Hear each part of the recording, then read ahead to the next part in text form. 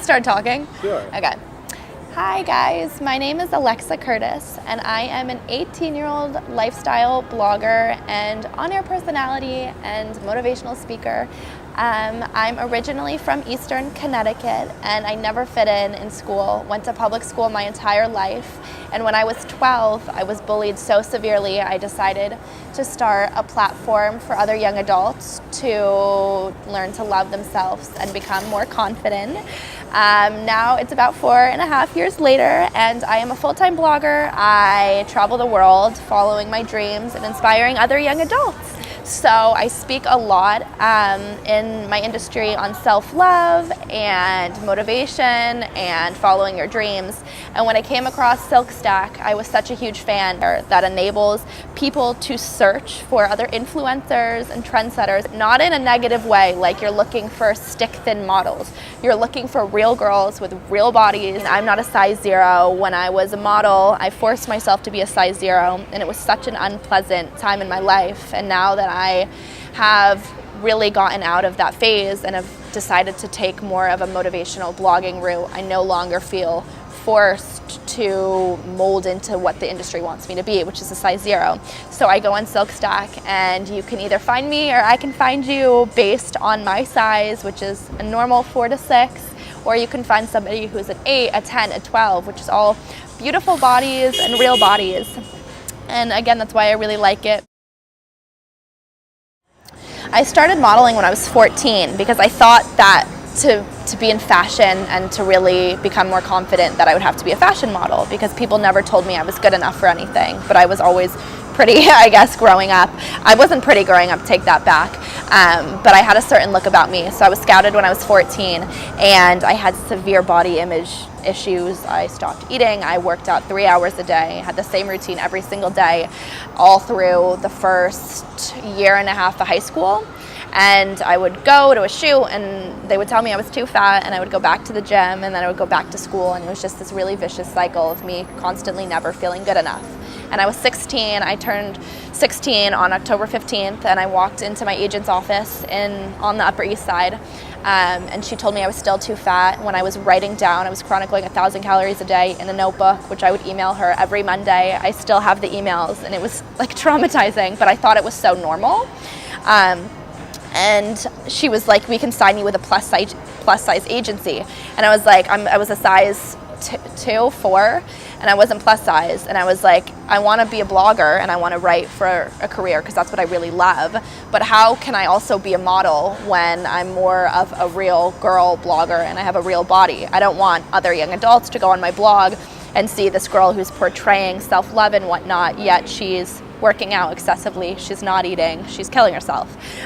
So I walked out of her office on that day that I turned 16 and I said, thank you, and I went across the street to Magnolia's and ate the first cupcake that I'd eaten in such a long time, and it was the best cupcake in the world. And I stopped modeling, and then about 3 weeks later I got a call from Rachel Ray, and they had found my blog and they wanted me to go on the show and talk about fashion. Even in blogging nowadays, there's so much rejection, and that's the stuff that makes you stronger as a person, don't get me wrong. But I mean, you can only be rejected so many times. I signed with Ford for like a really short time.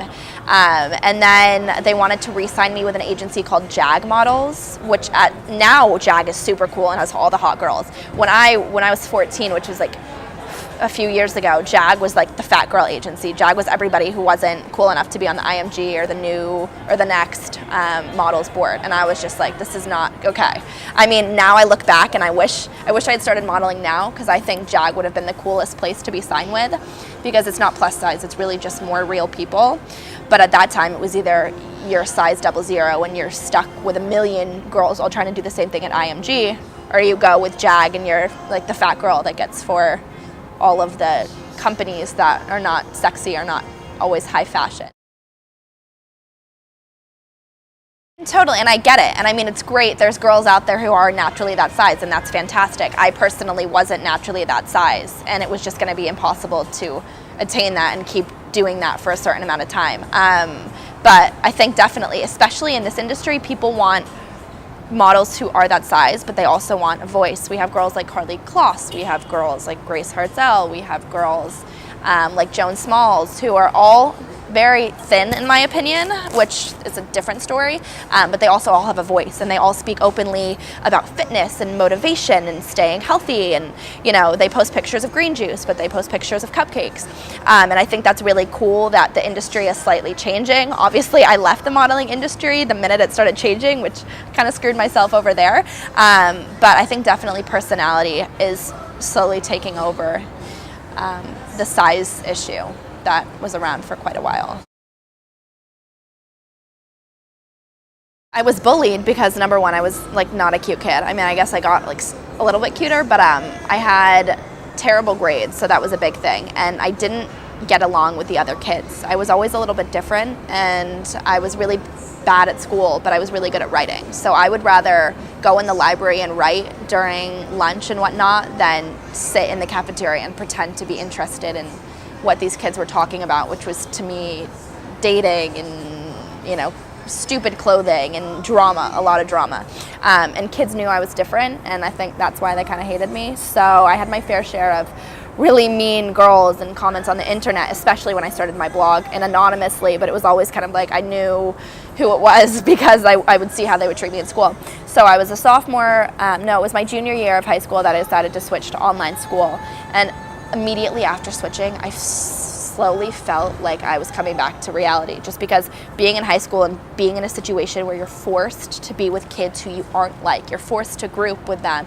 I would force myself to wear Victoria's Secret sweatpants and Uggs all the time because I never had a boyfriend. I don't know, you look up to like the football players and their hot cheerleader girlfriends, and that just wasn't me. And I thought I would be able to become that by wearing what the other girls wear, wearing what the girls with the blonde hair and the big boobs wear, because I thought that was what being really cool was. And then I started my blog, and I slowly realized, like, I'm cool because I'm different, I'm cool because I don't fit into that normal mold, and there's always going to be a part of me that kind of wishes that I did fit in, but then I met people who were like me, and I immediately have friends, met friends, and started to be like, okay, it's okay to be different, I don't have to feel bad because I don't fit into that mold.